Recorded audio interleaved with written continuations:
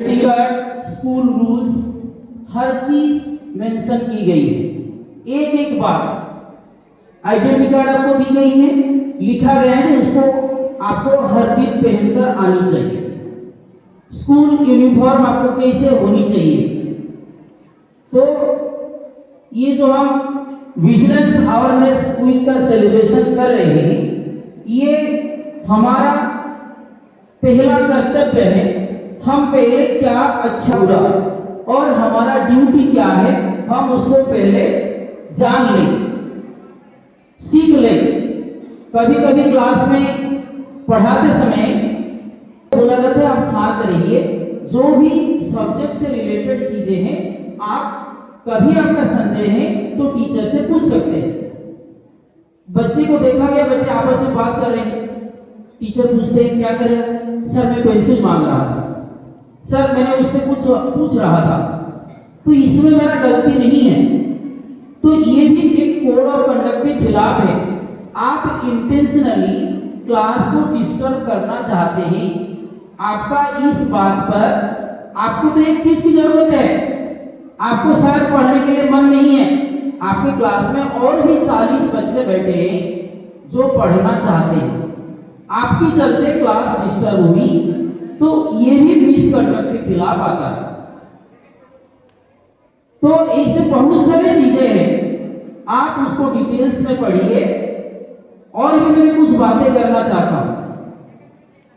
Code of conduct जो है उसके साथ साथ स्कूल में आपको बहुत सारे राइट्स भी दी गई है। आप स्कूल में बिना डरे, आपको पूरी रिस्पेक्ट भी दी जाएगी। ये सारे आपका आज एक चाइल्ड आपका राइट है। अगर आप डिसिप्लिन में रहे, आप अगर सुबह से प्रॉपर यूनिफॉर्म पर आए, लाइन में खड़े रहे, ना कोई टीचर आपको डांट सकते हैं आप क्यों जल्दी आए, क्यों लाइन में खड़े हैं। आप अगर लेट करते हैं 2 मिनट, आपको फिर अलग लाइन में खड़ा की जाती है।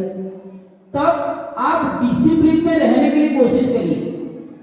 जैसे रिसेस के टाइम हो, आप कुछ बच्चे बारंडा में घूमते हुए दिखाई देते हैं, आपके पास एनर्जी है, आप स्पोर्ट्स क्लास में पार्टिसिपेट करिए, आपका long jump, high jump, running, सारे ताकत उसमें दिखाइए।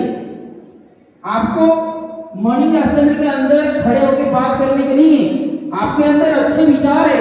ये मॉर्निंग असेंबली स्टेज है, आपकी क्लास का जिस दिन मॉर्निंग असेंबली है उस दिन बोलिए मेरे पास अच्छे विचार है, मैं सभी से शेयर करना चाहता हूँ, 1-2 बच्चे से क्यों।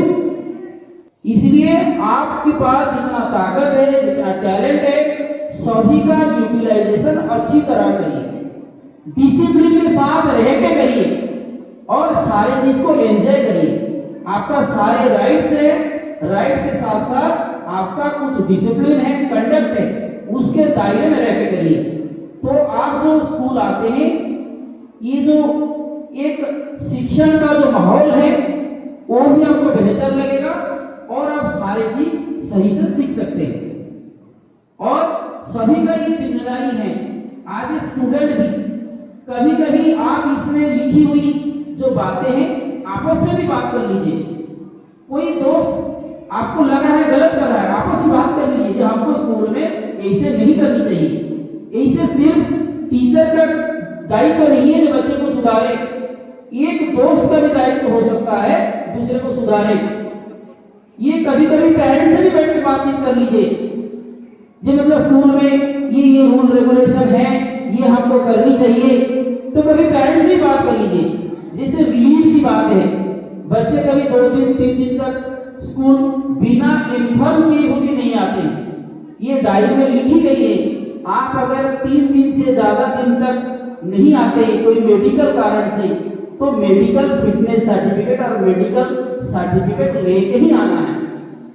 बहुत सारी चीजें उसमें लिखी गई है, उसको अनुपालन करना आज ए स्टूडेंट दायित्व है। ये सभी बच्चे को समझ में आ रहा है, सभी लोग उसको पालन करें, उसमें हम सभी का बेहतर है। एजुकेशनल जो सिस्टम है वो बेहतर ढंग से चल सकता है। धन्यवाद।